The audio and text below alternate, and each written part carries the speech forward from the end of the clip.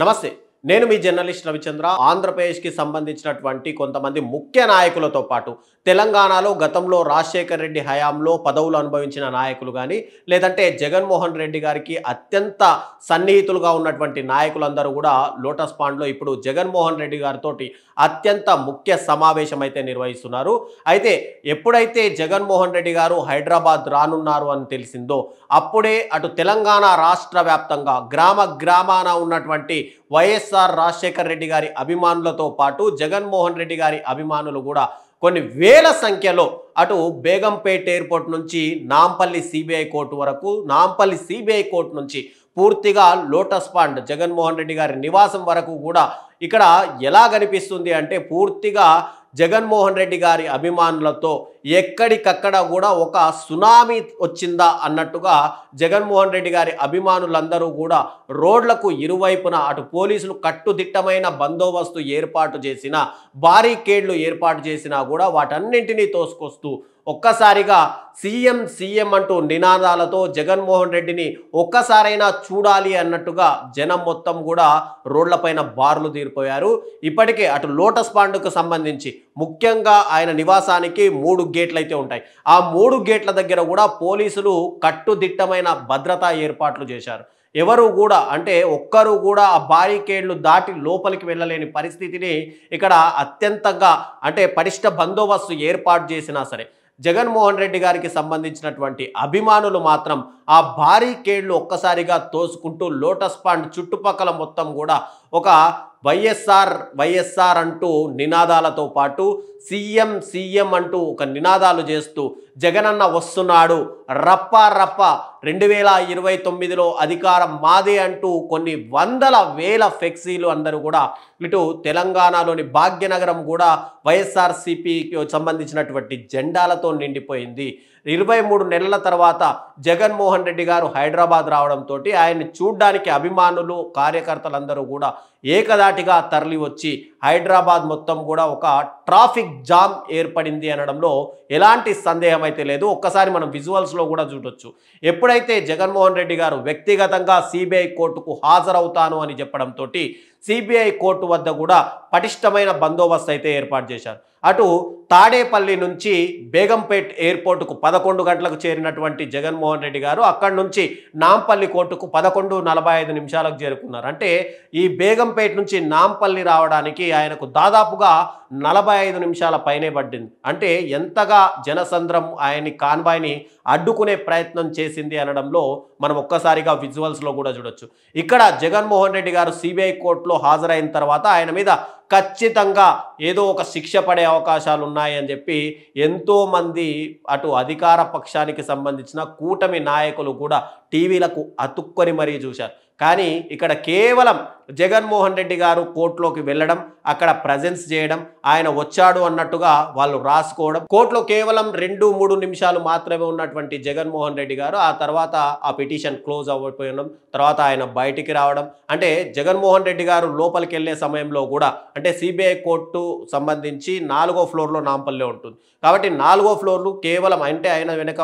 చాలామంది నాయకులు కార్యకర్తలు ఉన్నారు. తర్వాత ఆయనకు జెడ్ ప్లస్ కేటగిరీ భద్రతా ఏర్పాట్లు ఉంటాయి. కొన్ని వందల మంది పోలీసుల బందోబస్తు ఉంటుంది కాబట్టి వాళ్ళందరినీ కూడా కేవలం ఆ ఫ్లోర్ దగ్గరే ఆపేసి 4వ ఫ్లోర్కి కేవలం జగన్మోహన్ రెడ్డి గారితో పాటు 4 మాత్రమే సెక్యూరిటీ సిబ్బందిని పైకైతే పంపించారు. కానీ కిందికి వచ్చిన తర్వాత ఒక్కసారిగా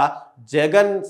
సీఎం అంటూ జగన్మోహన్ రెడ్డి గారిని ఇక్కడ అభిమానులు ఒక్కసారిగా అంటే తెలంగాణలో పార్టీ లేకపోయినా తెలంగాణలో మాత్రం చెక్కు చెదరని వైఎస్ఆర్సీపీ కట్టుగరిన అంటే ఎంతగా అంటే జగన్మోహన్ రెడ్డి కోసం ప్రాణాలు ఇచ్చేటువంటి క్యాడర్ తెలంగాణలో ఉంది అని చెప్పి ఇక్కడ మారుమూల ప్రాంతాల నుంచి కూడా వైఎస్ఆర్ అభిమానులు ఉన్నారు. వైఎస్ రాజశేఖర్ రెడ్డి ఉమ్మడి ఆంధ్రప్రదేశ్లో ఎంతగా సీఎంగా ఆయన చెరగని ముద్ర వేశారో ప్రజలందరికీ తెలుసు. ఒక 108 అయినా సరే ఒక ఆరోగ్యశ్రీ అయినా సరే ఒక ఉచిత విద్యుత్ అయినా సరే ఉచిత కరెంట్ అయినా సరే ప్రతి దానికి కూడా రాజశేఖర్ రెడ్డి గారు తక్కువ కాలం సీఎంగా పనిచేసినా సరే ఆయన ఒక చెరగని ముద్ర అటు ఉమ్మడి రాష్ట్రంలో ఉన్నటువంటి తెలుగు ప్రజల గుండెల్లో మాస్తం చిరస్మరణీయంగా ఆయన ఉండిపోయారు. అలాంటి రాజశేఖర్ రెడ్డి గారికి తెలంగాణలో ఇప్పటికీ కూడా అభిమానులు ఉన్నారు. అటు ఆయన కొడుకుగా జగన్మోహన్ రెడ్డి గారికి కూడా ఇక్కడ చెక్కు చెదరని అభిమానులు రాష్ట్రంలో అయితే ఉన్నారు. ఇక అక్కడి నుంచి నాంపల్లి కోర్టు నుంచి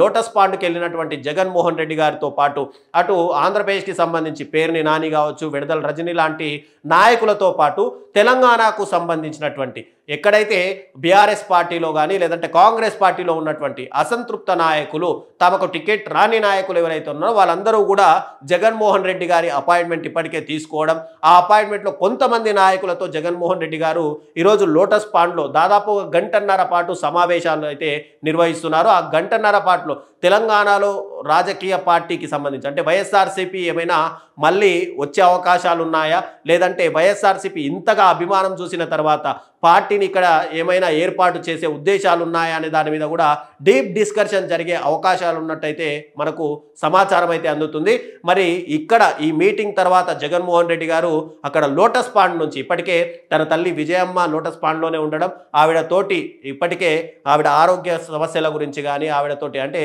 చాలా రోజుల తర్వాత హైదరాబాద్ వచ్చడం, తర్వాత తల్లితో కాస్త దూరంగా ఉండడంతో తల్లితో కూడా కుశల ప్రశ్నలు అడిగి ఇప్పటికే తాను లోటస్ పాండ్లో తనకు సంబంధించినటువంటి ముఖ్య నాయకులతోటి ఇప్పటికే సమావేశం ఏర్పాటు చేయడం ఇక్కడ ఆంధ్రప్రదేశ్లో ఉన్నటువంటి అధికార పార్టీకి కూటమి పార్టీలకు ఒక మింగుడు పడని విషయంగా అయితే చెప్పుకోవచ్చు. ఎందుకంటే ఇంతగా జనం వస్తారు అని చెప్పి ఎవరు కూడా ఊహించరు. ఎందుకంటే ఎక్కడైనా సరే రాజశేఖర్ రెడ్డి గారిని లేదంటే కాంగ్రెస్ పార్టీలో ఉన్నటువంటి గతంలో నాయకులందరూ నాదెండ్ల భాస్కర్ రావు కావచ్చు, లేదంటే వైఎస్ రాజశేఖర్ రెడ్డి కానీ వీళ్ళందరినీ కూడా తొక్కేయడానికి అప్పట్లో టీడీపీ ప్రయత్నాలు ఎంతగా చేసిందో మనందరికీ తెలుసే. ఇక్కడ రాజశేఖర్ రెడ్డి గారు ఒక అధిష్టానానికి ఎదురు చెప్పి తాను రాష్ట్రంలో రెండోసారి అధికారంలోకి వస్తానని చెప్పి అంతటి భరోసా ఇచ్చి రాష్ట్రంలో అధికారంలోకి తీసుకొచ్చినటువంటి నాయకుడు వైఎస్ రాజశేఖర్ రెడ్డి. ఆయన కుటుంబం గనక ఆయన కుటుంబం నుంచి ఎవరైనా రాజకీయాల్లోకి వస్తే ఖచ్చితంగా వాళ్ళు కూటమికి అంటే టీడీపీకి సంబంధించి ముఖ్యంగా వాళ్లకు వ్యతిరేకంగా అవుతారు అని చెప్పి వాళ్ళ కుటుంబాన్ని తొక్కి పెట్టాలనే ఉద్దేశంతో ఇక్కడ అటు టీడీపీ ఎన్నో ప్రయత్నాలను అయితే చేస్తూ వచ్చింది. దాంట్లో భాగంగానే ఇక్కడ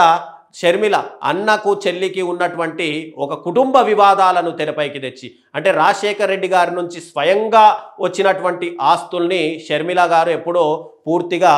క్లోజ్ చేసేసుకున్నారు. ఆవిడ స్వార్థాలకు వాడుకున్నారు. తర్వాత అన్న సొంతంగా కొన్ని పెట్టుబడులు పెట్టి తన సొంతంగా అంటే భుజాలపైన భారాలను మోస్తూ తాను ఏదైతే సంపాదించుకున్న ఆస్తులు ఉన్నాయో ఆ ఆస్తులు కూడా నాకే కావాలి అని చెప్పి షర్మిల ఒక్కసారిగా అన్నతో విభేదాలు పెట్టుకోవడం, ఆ తర్వాత తాను బయటికి వచ్చి తన తల్లి విజయమ్మ ద్వారా కూడా మధ్యవర్తిత్వం వహించి తన అన్న యొక్క ఆస్తులు తీసుకోవాలని చెప్పి ఆమె ప్రయత్నించడం, ఇక్కడ దాంట్లో భాగంగానే టీడీపీకి సంబంధించిన ఒక ఆటలో ఏదైతే ఆట ఆడిందో ఆ ఆటలో భాగంగానే షర్మిల అటు కూటమిలోని అంటే ఇప్పుడు చంద్రబాబులోని డైరెక్షన్లో పనిచేయడం, ఒకవైపు తనకు తన అన్నకు సంబంధాలు లేవు, ఆంధ్రప్రదేశ్ రాజకీయాలు వేరు తెలంగాణ రాజకీయాలు వేరు అని చెప్పి తెలంగాణకు వచ్చి వైఎస్ఆర్ తెలంగాణ పార్టీ అని స్థాపించి ఇక్కడి అభిమానులను సొంతం చేసుకోకుండా వైఎస్ రాజశేఖర రెడ్డి అభిమానులను ఇక్కడ దగ్గర చేసుకునే ప్రయత్నాలు చేసుకోకుండా మళ్ళీ పార్టీని కాంగ్రెస్లో విలీనం చేయడం, అక్కడ చంద్రబాబు గారి డైరెక్షన్లో ఏపీలో పీసీసీ చీఫ్గా కాంగ్రెస్ పార్టీకి ఎన్నికవడం, తన అన్న యొక్క ఓటమి ఎజెండాగా 2024 ఎన్నికల్లో ఆమె విస్తృతంగా ఒకవైపు వివేకానంద రెడ్డి హత్య కేసులో తన అన్న ఇది ఉంది పాత్ర ఉంది అని చెప్పి అటు పూర్తిగా కంచుకోటగా వైఎస్ఆర్ కంచుకోటగా ఉన్నటువంటి కడపలో విస్తృతంగా ప్రచారం చేసి అన్న ఓటమికి పరోక్షంగా కారణమైనటువంటి షర్మిలను ఇప్పుడు పూర్తిగా అంటే టీడీపీ ఎంతవరకు అంటే అధికారంలోకి వచ్చేంత వరకు కూడా షర్మిలను ఒక పావుగా వాడుకున్నారు. ఇప్పుడు అధికారంలోకి వచ్చిన తర్వాత అటు చంద్రబాబు నాయుడు గురించి సన్నిహితులకు అందరికీ తెలిసిందే. ఆయన ఎవరినైనా సరే అవసరానికి వాడుకొని అవసరం తీరిన తర్వాత పూర్తిగా పక్కకు పెడతారు అనే ఉద్దేశం. అలాంటిదే ఎన్నికలకు ముందు షర్మిలని పావుగా వాడుకున్నటువంటి ఈ టీడీపీ నాయకులు తర్వాత షర్మిలను పట్టించుకోకపోవడం, ఇప్పుడు అటు కాంగ్రెస్ పార్టీలో పీసీసీ చీఫ్గా ఉన్నప్పటికీ కూడా కాంగ్రెస్ హైకమాండ్ ఆవిడని అసలు పట్టించుకోకపోవడంతో ఆవిడ ఒక దిక్కులేని పక్షిగా అంటే అన్న ఆస్తుల కోసం బయటికి వచ్చి అన్నతో విభేదాలుంటే కూర్చొని కుటుంబంలో పరిష్కరించుకోవాల్సిన సమస్యల్ని రోడ్లపైకి తెచ్చి అన్నను పూర్తిగా అక్కడ అంటే అన్నయ్య తప్పు చేశాడు అని ఒక దోషిగా నిలబెట్టే ప్రయత్నాలు అటు పూర్తిగా షర్మిల చేయడం చూస్తుంటే ఇప్పుడు ఒక్కసారిగా మనము తెలంగాణలో మళ్ళీ రాజశేఖర్ రెడ్డి అభిమానులు గతంలో షర్మిల చేయని మిస్టేక్ ఇప్పుడు కనుక జగన్మోహన్ రెడ్డిని చూస్తే మనకు అర్థమవుతుంది. ఆయన